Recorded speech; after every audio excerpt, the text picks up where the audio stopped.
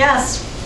This is a speech I did a year ago, but I want it on my YouTube channel because I think it's very important to have a charismatic connection with somebody else. It's one of 3 survival needs that we need to balance within ourselves in order to strive for that charismatic connection. So, the title of my speech is The Powerful and the Powerless. How many people think about power in their lives? And what do you think about power? What's power to you? Confidence. Confidence? Effectiveness. Effectiveness? To empower others to do right things. Okay. What's that? Corrupt. It corrupts. Right. Because there's always a powerful person and a powerless person. So power has more important role in our lives than you might think. The predator and the prey, as it is called in the animal world, power is innate. We all vie for power. It is an animal instinctual device we have in order to survive. In the animal world, the predator needs their prey in order to survive physically. Is that right? Correct? The prey preys on smaller, weaker animals in order to survive physically. Right? Right? Think about that. But we humans, with a thinking mind, right, have the ability to rise above our animalistic nature. If we think about it, we need the system of power in order to survive in our families of origin. After generations and generations, we have passed down our ancestors' ways of relating to each other. Traditionally, it has been the man who dominates his wife. But there are other households where the wife dominates the husband. As time goes on, we continue with our fellow humans, as we did with our families of origin. An example, my mother is domineering. That means she is the powerful one. My mother overpowered my 2 sisters. And my mother and sisters overpowered me, and I became very powerless to their demands. My father was very passive, aka powerless, because he was expressing what my mother was repressing in herself. There is an age-old saying that opposites attract. Is that right? Is that right? And that is a misconception, my friend.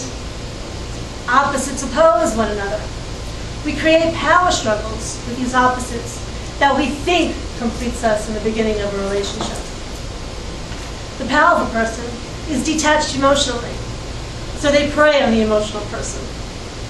The powerful person, because of their detached involvement with the other person, will make that powerless person feel weaker. And the powerful person feels stronger. A powerless person feels it needs to say yes. What it really wants to do is say no.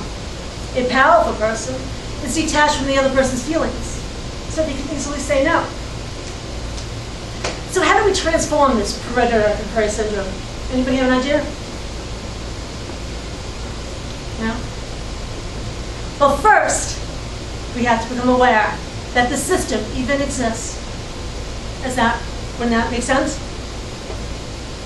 Second, it is a constant assessment of our ways in which we interact with others. And third, to transform the polarity that we are comfortable with, we need to become identified with its opposite. The powerful person needs to become identified with its passive qualities. And the powerless person needs to become identified with its assertive qualities. The first thought that comes to mind when we hear this is, oh, it's just who I am. This is an image we created a long time ago. But it is a false image that we have created. The essence of our true identity as humans will be when we become conscious of all the opposites we keep repressed in our unconscious mind. The 20th century Swiss psychiatrist Carl Jung said, the essence of our unconscious is pure gold. Identifying with our opposites is no easy task. Our conscious minds will have to be stripped away of its security if we identify with one polarity. The If we have the courage to exceed, we will embark on the greatest journey ever taken, and that is the ability to know ourselves deeply. And what a beautiful gift that is for ourselves and for the world. Oprah Winfrey once said, "I'm finally ready to own my own power. And say, all right, this is who I am. You like it, you like it. If you don't, you don't. But watch out, I am going to fly." Once we have achieved the ability of bringing the powerful qualities and the powerless qualities within, we will have a sense of pride in ourselves. It will transcend our insatiable predator and prey syndrome. This picture of the human body corresponds to the chakra system of ancient India. Ancient India understood that if we could achieve this balance of power within, then we would be living in the city of the shining jewel, as the center of the body is called in India. It is called a jewel because this will be where we, as the human being, will jump over our predator and prey syndrome. And there we have arrived. We enter the city.